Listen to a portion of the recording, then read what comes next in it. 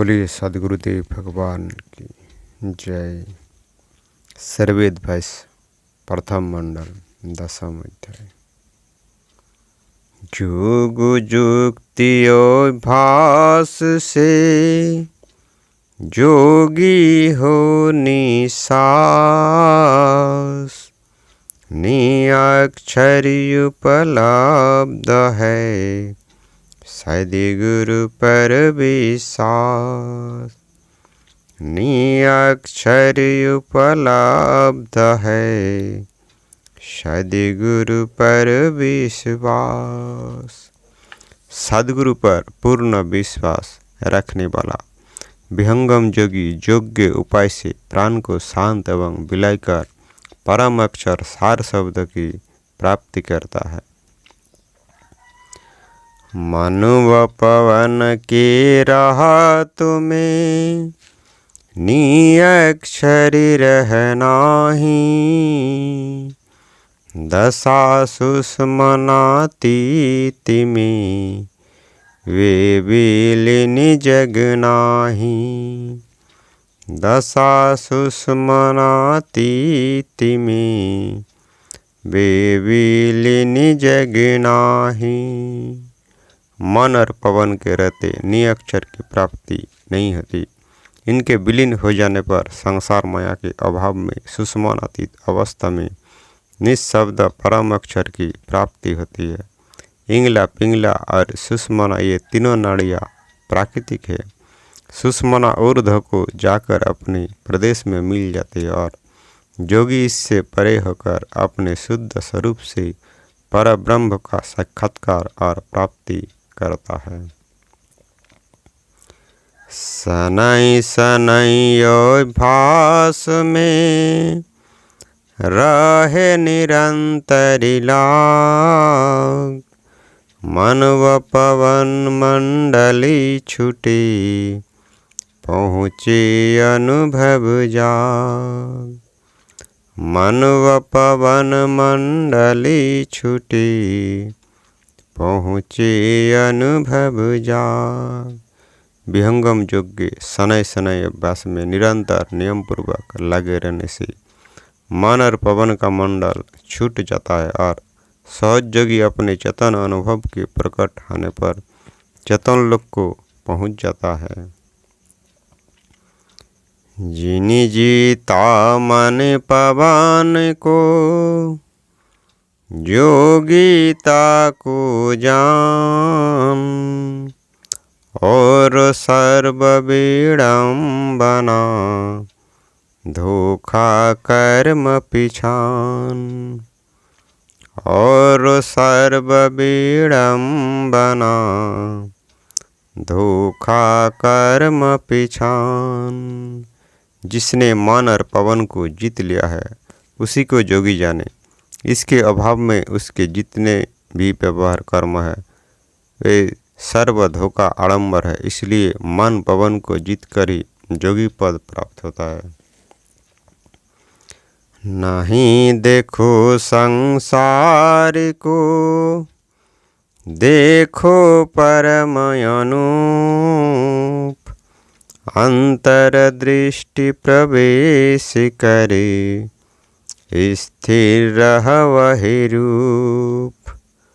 अंतर्दृष्टि प्रवेश करे स्थिर रह वही रूप। बाह्य दृष्टि को बंद कर अर्थात संसार को ना देखकर अंतर्दृष्टि से अंतर में प्रवेश कर अपनी चेतन स्थिति में विराजमान हो अनुपम परम तत्व सार शब्द को देखे। ग्रंथकार सदगुरुदेव जी ने अपने जीवन के अंतिम खंड में मुझे मन और पवन को बस में करने और माया को ना देखकर अंदर देखे ये उपदेश किया था। वे कहते थे कि मन और पवन स्थिर नहीं है तब अंत में बड़ा खतरा है। इसलिए सब काम तो होगा ही, पहले मन और पवन को जोगी स्थिर कर अंत में शरीर को छोड़ता है। इसको पहले ठीक कर लेना चाहिए। जोगी की अंतिम परीक्षा है, जीवन भर की कमाई है। वे उनके मन प्राण और देह त्याग के संबंध में मेरे लिए उपदेश है। मंडल के अंदर ही रहो, अचलय कंपय डोल। निरखी परखी धर शब्द को, यह सतपुरुष अमोल। निरखी परखी धर शब्द को, यह सतपुरुष अमोल। अनुपम अमूल्य परम पुरुष नित्य चेतन कुटस्थ है, उसमें कंप या गति नहीं होती। उसको अपने चेतन मंडल के अंदर जो सद्गुरु का निर्देश है, स्थिर होकर पारख कर अर्थात पूर्ण रूप से निरीक्षण कर निःशब्द परम पुरुष को प्राप्त करे। अपने मंडल के अंदर चेतना स्थिर होने से ही ध्येय परम पुरुष की प्राप्ति होती है। उत्तम सहजावृत्ति है, शब्द निरंतर लाग।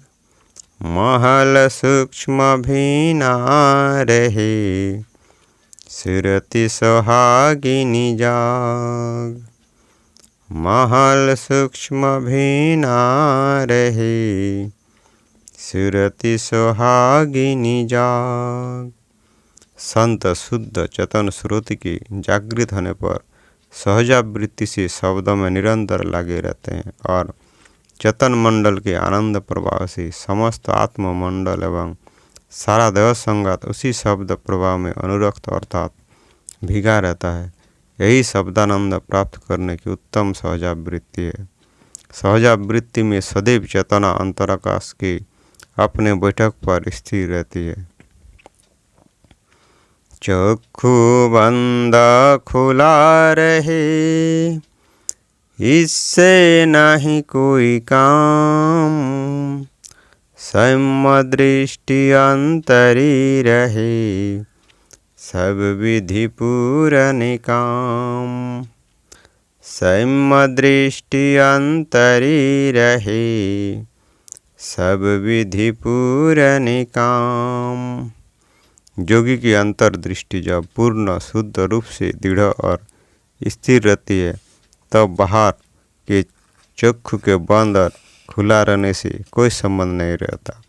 अंतर्दृष्टि के संबंध से ही बाह्य दृष्टि कार्य करती है। इसलिए बाह्य चेतना के अंतर प्रविष्ट हो जाने पर एवं उसके दृढ़ स्थिर हो जाने पर बाह्य करणों से संबंध छूट जाता है और आत्मा अपने स्वरूप में विराजमान होकर दृढ़ हो जाती है। अतएव शुद्ध चेतन दृष्टि से परब्रह्म के साक्षात्कार होने पर सर्व कामनाएं पूर्ण हो जाती है एवं आत्मा की सर्व ओर से पूर्ण काम अर्थात जीवन की पूर्ण सफलता प्राप्त होती है। सीमा के अंदर ही रहे, बाहर भाग न जाए।